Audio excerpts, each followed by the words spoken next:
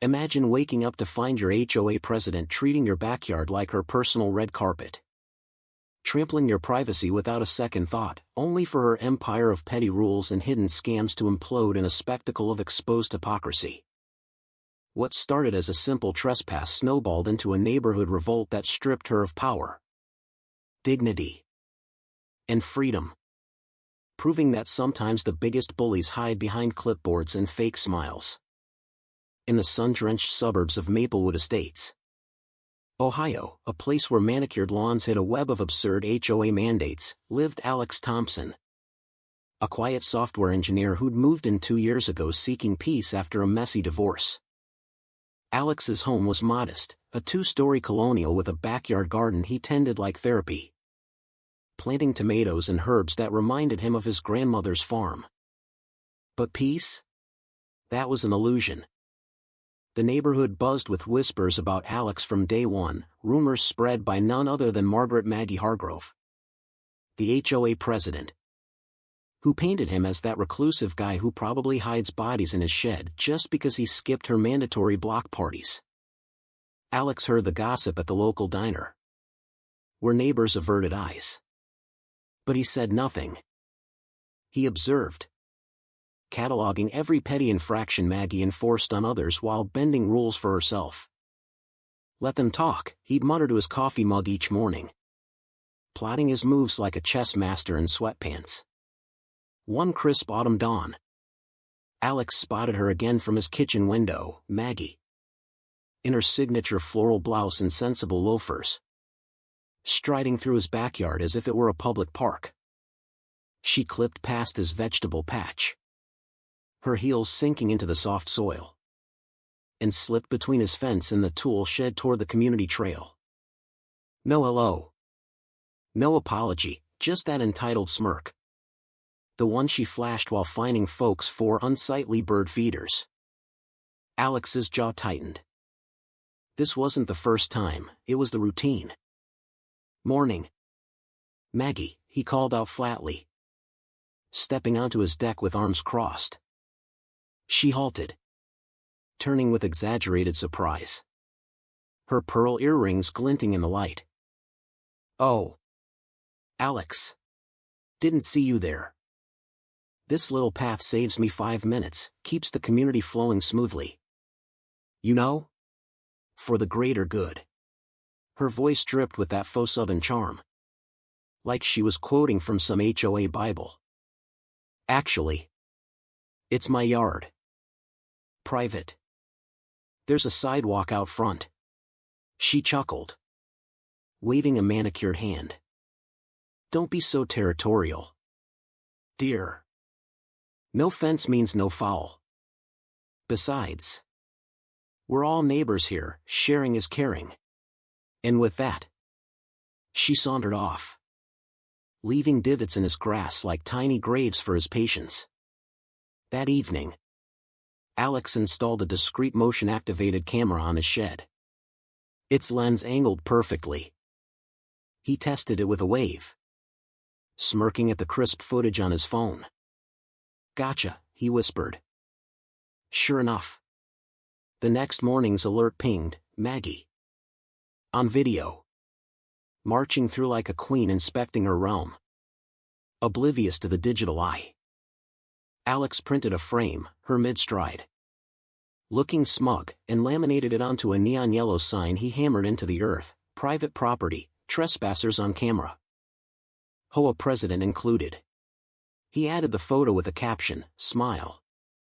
You're busted. It was petty. Maybe.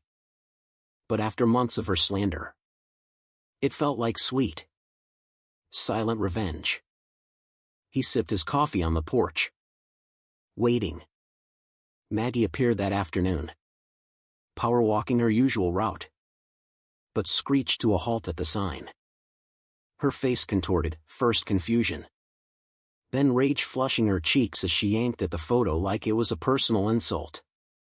Alex, she bellowed, storming up his driveway, clipboard clutched like a shield.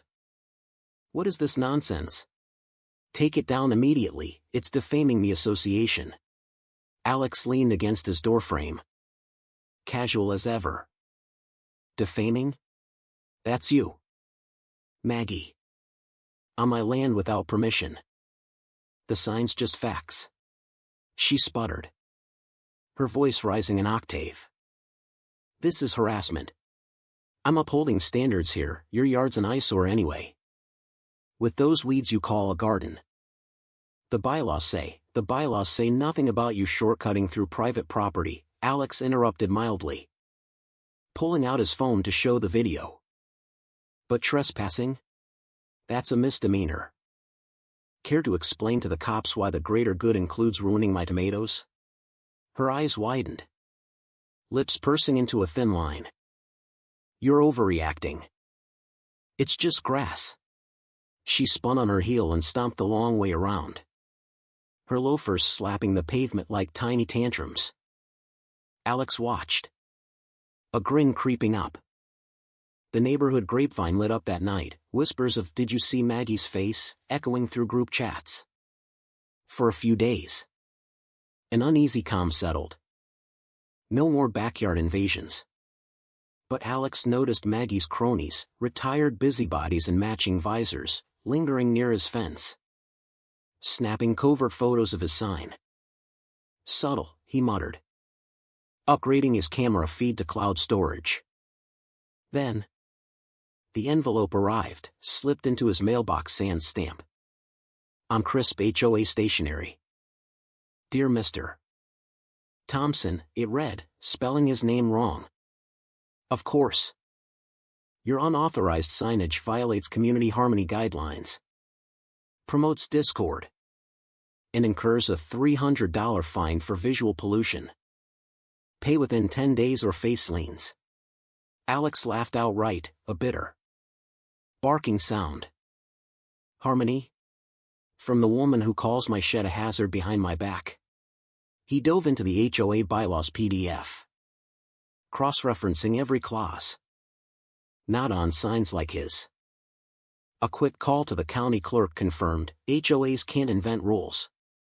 Son. That's your lawn, post what you want short of hate speech. Emboldened, Alex scanned everything, the letter, footage, bylaws, and filed it in a digital folder labeled Maggie's Meltdown. He RSVP'd to the next HOA meeting. Something he'd avoided like bad potluck. The meeting hall smelled of burnt coffee and desperation. Folding chairs squeaking under the weight of 24 residents. Maggie presided at the front, gavel in hand. Flanked by her yes-men, Bob the bean counter treasurer and Sheila the self-appointed decor czar. Her eyes narrowed as Alex entered, thermos in tow. Mr. Thompson. Didn't expect you, she cooed. Saccharine sweet. Agenda's full, budget tweaks. Fountain repairs. Alex sat front row, silent until the open forum slot. I'd like to address a recent fine, he said, standing. Maggie banged her gavel lightly. Not now, dear. Protocol, per Article 7. Section B. Affected members speak on personal matters, Alex cut in, holding up the letter. Gasps rippled. This claims my sign breaks rules that don't exist. Meanwhile, video shows you trespassing repeatedly. He projected the footage on his phone to a nearby wall, grainy but damning. Maggie's face blanched, her knuckles white on the gavel. That's misconstrued. I was inspecting for violations, community service. Bob shifted uncomfortably. Maggie. Is that on the record? She glared. Of course. Mr. Thompson's just stirring trouble because he hates rules. Alex smiled thinly. Rules like no unauthorized entry? I've consulted the county, they say sue if you push this fake fine. The room erupted in murmurs. Trespassing by the president, someone whispered. Maggie adjourned hastily, her voice cracking, meeting over. Harmony restored. But as folks filed out, Eyes lingered on Alex with newfound respect, or fear. Whispers turned to outright sabotage soon after. Alex's neighbor. Quiet widow Mrs. Patel. Tipped him off, Maggie's knocking doors. Saying you're a litigious loner plotting to bankrupt the HOA. Called you unstable. Alex checked his front cam, bam. Footage of Maggie at doors. Gesturing wildly. Clipboard waving like a weapon. Classic, he sighed. Adding it to his dossier. He filed a harassment report at the police station. Attaching evidence. The desk sergeant nodded wearily. HOA presidents, worse than traffic cops. We've got priors on her, last year. She hounded a guy over his mailbox color till he moved. That sparked Alex's deeper dig. Online forums revealed Maggie's reign of terror, fake fines. Backyard snooping. Even a landscaping deal smelling fishy. He connected with ex-resident Paul, who'd fled after similar drama. Over Zoom. Paul shared, she inspected my pool uninvited. Find me 4 algae that wasn't there. Turns out, her brother's firm got the cleaning contract, no bid. They swapped files, patterns emerged, padded budgets. Nepotism. Time to audit, Alex said. With Paul's help. He petitioned the state for a financial review. Rallying 3 more victims via a discreet neighborhood Slack channel. Tensions boiled as Maggie's facade cracked. She sent a cease and desist via a shady lawyer, cease your slanderous campaign or face suit. Alex showed it to a pro bono attorney friend. Lisa. Who snorted, this is Bluff City. They'd expose her trespass in court, hilarious. Word of the audit leaked, at a pop-up resident meetup in the park, neutral turf. 30 folks gathered. Paul flashed spreadsheets, landscaping costs tripled, all to Maggie's kin. Gasps turned to outrage. My dues paid for that, one yelled. Lisa outlined reforms, demand transparency or dissolve the board. Maggie. Eavesdropping from afar, caught on Alex's extended cam. Looked frantic. Her usual poise shattered. She ramped up, the HOA site crashed, records vanished, bulletin boards got yanked. Hiding tracks, Alex noted. Filing more complaints. The state auditor. A no-nonsense vet named Elena. Arrived, show me the books. Maggie's interview. A disaster, stammering excuses. It was for efficiency. But Elena unearthed gems, $50,000 contracts to Maggie's nephew. No bids. Fake invoices. Fraud, she declared. Escalating to DA. The climax hit like a storm. Subpoenas flew, detectives grilled Maggie at the community center. Witnesses described her emerging pale. Defeated, no more Queen Bee.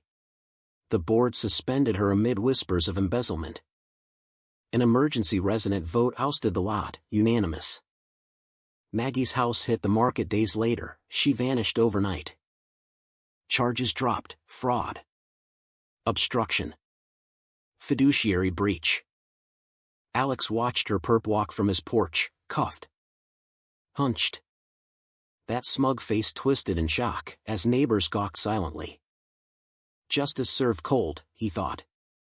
A dark chuckle escaping. The new board, led by Lisa, reformed everything, transparent budgets online. Term limits. No nepotism.